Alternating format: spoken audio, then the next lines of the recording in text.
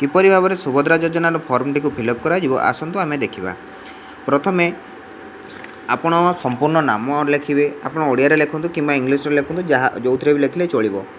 आधार संख्या देइथिबो सेकेंड रे, 2 number point आधार संख्या लिखिए।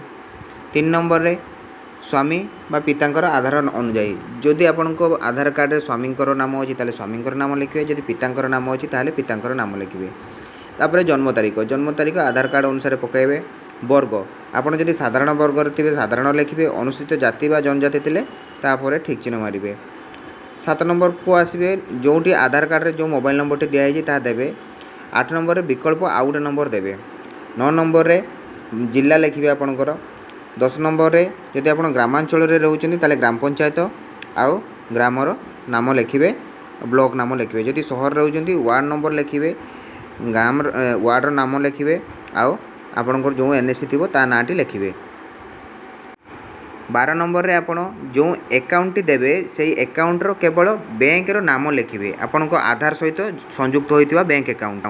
भाग ख रे घोषणानामा मु एत द्वारा घोषणा करुछि जे पूर्व पृष्ठार उल्लेखित तथ्य मोर ज्ञान अनुसार सत्य अटे। मु ज्ञात जे एथिरे कोनोसी मिथ्या प्रमाणित हेले मु एही आवेदन को प्रत्याख्यान करा जाय पारे एवं आईनगत कठोर कार्यानुष्ठान ग्रहण करा जाय पारे। दयाकरी प्रयोज्य स्थान रे ठीक चिन्ह देबे। प्रथमे मु ओडिशार बासिंदा अटे, आपण ओडिशार बासिंदा ठीक चिन्ह मारिबे। 1 जुलाई 2024 सुधा मोर बयस 21 रु 60 वर्ष रु कम अटे।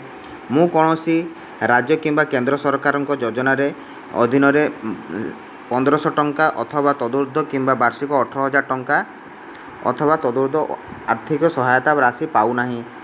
सेगुड़ा सब ठीक चिन्ह मारे। ये जीक जहाँ अच्छी आप पढ़े पढ़ी सबुटा ठीक चिन्ह मारे। प्रायतः यहाँ सब बुझी हम। आउ शेष आपड़ ये भाग ग विभाग ग एत व्यतीत मु निम्नलिखित सम्मति जनाऊँ। जो सम्मति जनाऊँ से पढ़े पढ़ला सभा शेष आवेदनकारी दस्तखत आउ तारीख पकेबे। यहाँ भूलें पकई सारापर जनसेवा केन्द्र को नहीं आपको देवे थेलापर से अपलोड करेंगे। यदि वीडियोटी भल लगे लाइक कमेंट शेयर करेंगे। धन्यवाद।